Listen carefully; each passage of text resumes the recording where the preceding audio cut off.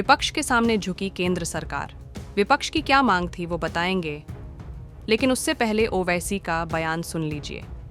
असदुद्दीन ओवैसी ने अपने x Twitter account पर लिखा है, मोदी सरकार ने आने वाली जनगणना में जातिगत डेटा शामिल करने पर सहमति दे दी है।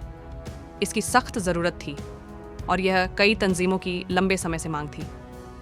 मैं भी 2021 से यही मांग कर रहा हूँ।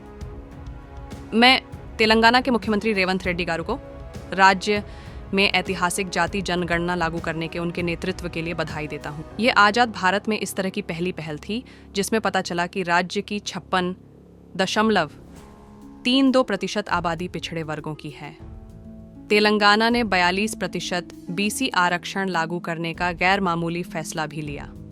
अब वक्त की ज़रूरत है कि मुसलमानों की सामाजिक व आर्थिक पिछड़ेपन पर भी सही और वैज्ञानिक डेटा हो, जिसमें उनकी तमाम जातियां और सामाजिक समूह शामिल हों। NSSO और दूसरे आंकड़े साफ तौर पर दिखाते हैं कि मुसलमान आर्थिक, सामाजिक और तालीमी तौर पर पिछड़े हैं। भाजपा ने न सिर्फ दलित मुसलमानों को SSC दर्जा देने का, बल्कि पिछड़े मुसलमानों को आरक्षण देने का भी विरोध किया है।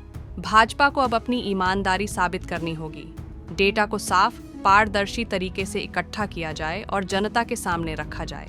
सरकार की नीतियां जनगणना के आंकड़ों के अनुरूप बननी चाहिए, ताकि सबसे पिछड़े समुदायों को शिक्षा और रोजगार में उनका वाजिब हक मिल सके। केंद्र की मोदी सरकार ने आखिरकार जाति जनगणना को मान लिया है और अब जल्द ही उसे कराने की बात कही जा रही है। केंद्रीय मंत्री अश्विनी वैष्णव ने बयान जारी किया है, जिसमें कहा गया है कि सरकार जल्द ही पूरे देश में जातिगत जनगणना कराएगी। इससे विपक्ष को एक बड़ी कामयाबी मिली है।